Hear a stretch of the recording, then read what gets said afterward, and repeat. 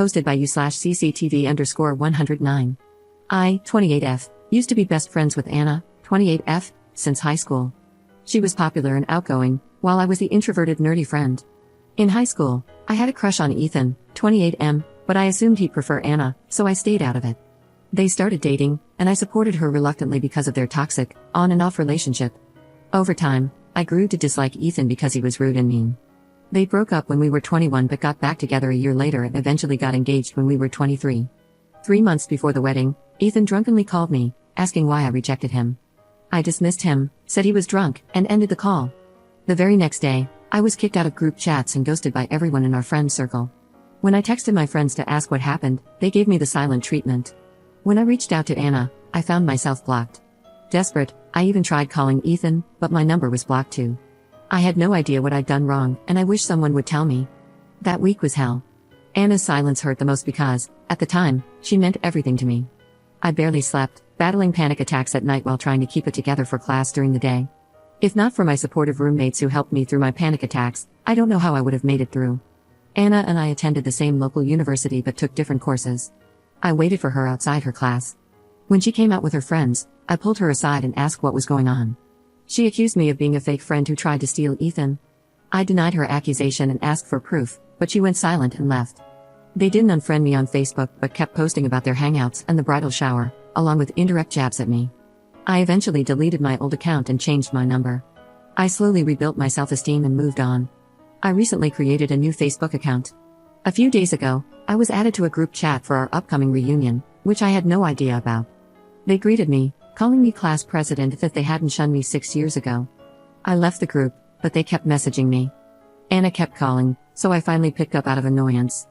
She told me she was sorry for everything and wished for me to come to the class reunion party. She said the party didn't seem complete without the class president every year. She told me she divorced Ethan after 2 years of marriage. She tried to reach out to me but couldn't find any of my socials or contact info after we graduated. I asked her why she was telling me all this when she was no longer important to me. She cried, and I ended the call and continued ignoring their messages on Messenger. My family says forgiveness is for my own peace and that it doesn't mean forgetting. But I don't feel anything anymore, only indifference. I don't owe them anything to ease their guilt. Am I wrong to feel this way? Commenter. You know what happened, right? Ethan wanted to date you, but Anna told him you rejected his interests so he'd date her. Then, when he called you, it made her feel threatened that her shady actions might be discovered. So, she made up more lies that turned other friends against you. Now, enough time has passed, and Ethan is no longer around, so she feels safe bringing you around again, which is why she reached out to you. Odds are, others told her to contact you because you two were such good friends. If you refuse to go, she'll probably tell them something that makes you look bad as your reason. Regardless of whether you go or not, I'd suggest contacting someone who will be there and letting them know you won't attend because of the horrible way Anna treated you. This way, someone else knows the truth, and Anna won't have the chance to lie about you again. Don't go if you don't want to, but don't let her get away with lying about you again. Ops response. It's been 6 years, and I know I've healed and found better friends. My current best friends are the roommates who supported me during university. But why does it still hurt? Despite everything, I always believed my friendship with Anna was genuine. Update 2 days later. I wanted to edit my previous post, but it's already too long. Just a quick disclaimer, I created my Facebook account 2 weeks ago after mustering the courage to do so despite my past trauma. I use fake names and ages for anonymity. In reality, we're all 29. My friendship with Anna fell apart when I was 23 and now, 6 years later, we're 29. I know no one has noticed this so far, but I just wanted to clarify. Some people from my previous post suggested that I reach out to Ethan. However, before I could do so, he reached out to me first. Yesterday, I received a friend request from him, along with a message saying hi in Messenger. So, we talked. He invited me for coffee this weekend so we could talk about everything. I told him not to push his luck and just answer me. I asked him about his call that night. Since most boys were too intimidated to approach me, they often asked Anna to convey their feelings to me. Ethan was one of them. Apparently, a lot of boys had a crush on me back then. But at the time, only Anna received open confessions, so I assumed I was undesirable, not that it mattered to me. I was foolishly infatuated with Anna, so much so that I would have rolled out a red carpet for her to walk on if I could. She was my entire world back then. Not once did I ever hear about any boys in high school liking me from Anna.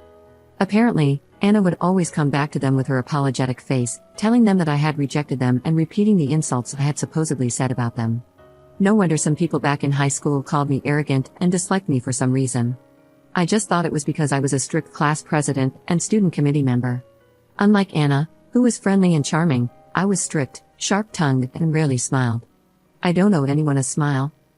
Ethan explained that he was mean to me back then because Anna told him I had said he was an orphan abandoned by his parents.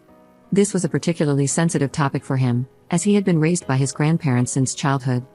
He later discovered the truth when Anna inadvertently admitted it during an argument. That moment led him to file for divorce. Ethan shared that he genuinely did love Anna, but her constant insecurity and habit of bringing up my name in every argument strained their relationship. She either accused Ethan of still thinking about me or compared him to me. Anna did find out about Ethan's drunken call that very same night. They had an argument, and Ethan came close to calling off the wedding, but Anna guilt-tripped him into staying. Neither Ethan nor Anna lied or twisted the story. Anna simply told our entire friend group to stop talking to me. They knew I hadn't done anything wrong, but somehow, it was still my fault that Ethan had unresolved feelings toward me. I was, and still am, an introvert, and most of my friends back then were hers. It wasn't surprising that they followed her lead when she turned against me. They were always her friends, not mine.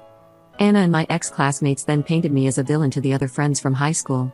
Ethan didn't do anything to help me because he was manipulated into hating me, his words, not mine. That's why I changed my number and deleted all my social media accounts. While no one directly bombarded me with mean messages, I constantly saw posts that seemed to be aimed at me, even though my name was never mentioned. Ethan only revealed everything to the others after his divorce from Anna was finalized. Now, Anna and my ex-classmates are the ones being shunned by the others, since 2 years ago.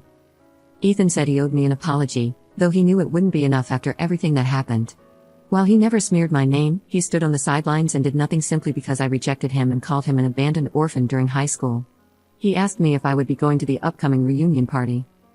Turns out the reunion party this time was for the 1995 high school batch. My ex-classmates probably wanted their former class president to attend for appearances. I told him I wouldn't go. He said I could sit with him and his ex-classmates if I wanted to. Why would I? Brother, ugh. I told him I wouldn't be attending because I have no friends from high school.